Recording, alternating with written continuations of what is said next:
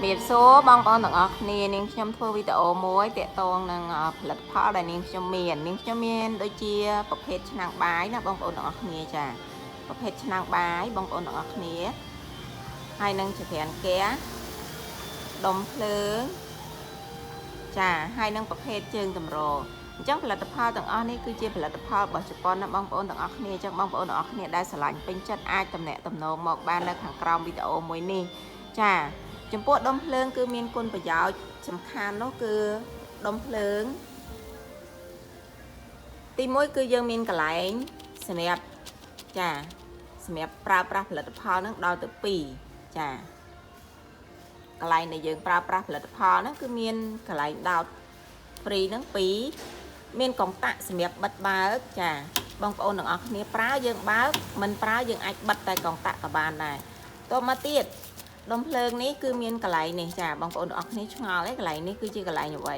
ចាកន្លែងនេះគឺជាកន្លែងនៅពេលដែលចរន្តភ្លើងយើងមានបញ្ហាគឺវាលោតបិទអូតូដោយស្វ័យប្រវត្តិតែម្ដងគឺអត់ធ្វើឲ្យឆេះដល់ដុំភ្លើងអត់ធ្វើឲ្យឆេះដល់ផលិតផលទេចាអញ្ចឹងគុណប្រយោជន៍របស់វាសំខាន់មែនតើណាបងប្អូនទាំងអស់គ្នាគឺវាជួយអូតូបិទជាស្វ័យប្រវត្តិនៅពេលដែលចរន្តភ្លើងមានបញ្ហាចាឬក៏បងប្អូនទាំងអស់គ្នាប្រើផលិតផល2ក្នុងពេលតែមួយហ្នឹងវាលើសបរិមាណនៃដុំភ្លើងចាអញ្ចឹងក៏វាអូតូបិទដែរចា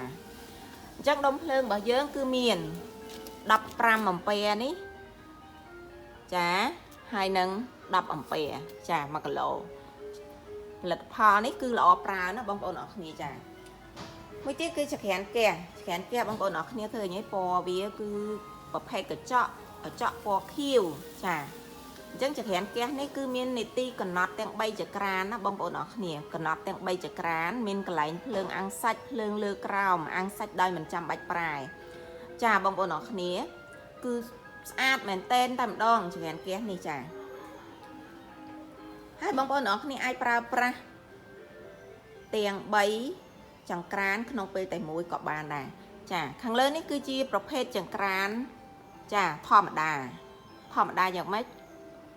ធម្មតាគឺយើងសំដៅទៅលើផ្នែកខាងលើរបស់វានេះគឺជាប្រភេទដៃធម្មតាហើយមិនមែនជាប្រភេទកញ្ចក់ទេគឺជាប្រភេទធម្មតាប៉ុន្តែចង្ក្រាននេះទំនើបដូចគ្នាព្រោះវាមានការកំណត់នីតិបានទាំង3ចង្ក្រានដូចគ្នាចាហើយភ្លើងអាំងសាច់គឺយើងអាំងប្រែណាបងប្អូនអរគ្នាភ្លើងអាំងសាច់គឺយើងមានតែពីលើទេគឺយើងអាំងប្រែប៉ុន្តែយើងកំណត់នីតិបានចាបន្ទាប់មកទៀតសារៈសំខាន់របស់ចក្រាននេះខាងលើនេះបងប្អូនកុំឃើញបាញ់ថ្នាំបែបនេះគឺថ្នាំស៊ីន original ចក្រានថ្មីស្អាត 97% ចាខ្ញុំបង្ហាញនេះគឺចក្រានស្អាតទាំងអស់ណាបងប្អូនទាំងអស់គ្នាចាចក្រានស្អាតទាំងអស់អញ្ចឹងបងប្អូនទាំងអស់គ្នាទឹកថ្នាំហ្នឹងបងប្អូនទាំងអស់គ្នាយកទៅចង់សម្អាតយកអាចដែកដោះក៏បានដែរអត់ឆ្កូតអត់មានអី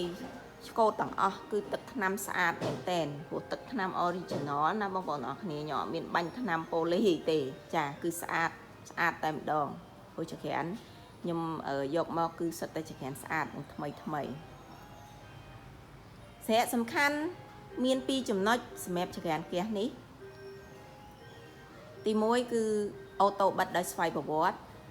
ទី2គឺការពារនៅក្នុងការផ្ទុះឆាបឆេះចានៅពេលដែលទយោហ្គាសមានបញ្ហាគឺចក្រានអូតូបិទជាស្វ័យប្រវត្តិមិនឲ្យដំណើរការទាំងអស់ចានៅពេលដែលយើងកំពុងតែដាំយើងភ្លេចចាចក្រាននឹងអូតូបិទជាស្វ័យប្រវត្តិដូចគ្នាហើយសារៈសំខាន់មួយទៀតគឺជួយសន្សំហ្គាសបងប្អូនទាំងអស់គ្នាចាមុខងាររបស់វាគឺជួយសន្សំហ្គាសខ្លាំងមែនតែន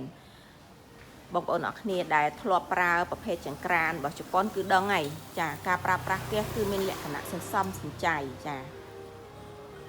សន្សំសំចៃខ្លាំងណាស់បងប្អូនធ្លាប់ប្រើ3ខែអស់អាចដល់4ឬ5ខែមិនអស់ក្នុងធុងហ្គាសគីឡូដូចគ្នាចាអញ្ចឹងបងប្អូនអាចសាកល្បងបាននៅក្នុងការប្រើប្រាស់ទី2ជើងទម្ររបស់ចង្ក្រាននេះបងប្អូនអរគ្នាចំណុចមួយទៀតចាជើងតរនេះបងប្អូនអរគ្នាមើលឃើញតូចឯដែកហ្នឹងប៉ុន្តែមាំល្អណាស់បងប្អូនអរគ្នាប្រើឆ្នាំងប៉ុណ្ណាក៏បានដែរគឺមិនបាក់មិនងាយពុកមិនងាយច្រេះជាដាច់ខាតហើយក្បាលចង្ក្រានគឺមានលក្ខណៈងុំក្តៅល្អណាបងប្អូនអរគ្នាចា វិលមកប្រភេទឆ្នាំងបាយណាបងប្អូនទាំងអស់គ្នាឆ្នាំងបាយប្រភេទឆ្នាំងបាយរបស់ជប៉ុនគឺសារៈប្រយោជន៍របស់វាគឺដាំបាយឆ្ងាញ់ផលិតផលនៅល្អដំណើរការល្អធានាគុណភាពល្អជូនបងប្អូនទាំងអស់គ្នា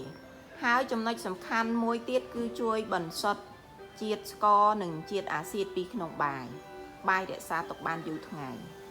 បាយយើងដែលទុកមិនបានយូរថ្ងៃដាំព្រឹកថ្ងៃប្អូនឬល្ងាចប្អូនដោយសារតែបាយរបស់យើងមានជាតិគីមី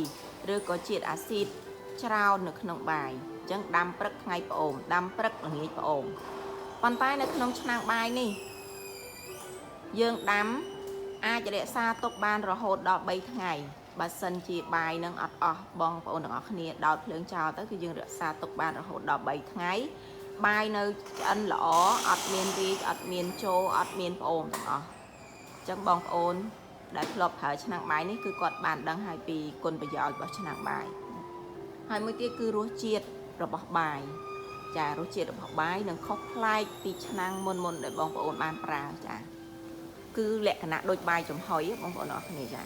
ដូចបាយចំហុយចឹងឆ្ងាញ់ណាស់ចាអញ្ចឹងបងប្អូនអរគ្នារាល់ផលិតផលដែលខ្ញុំបង្ហាញនេះ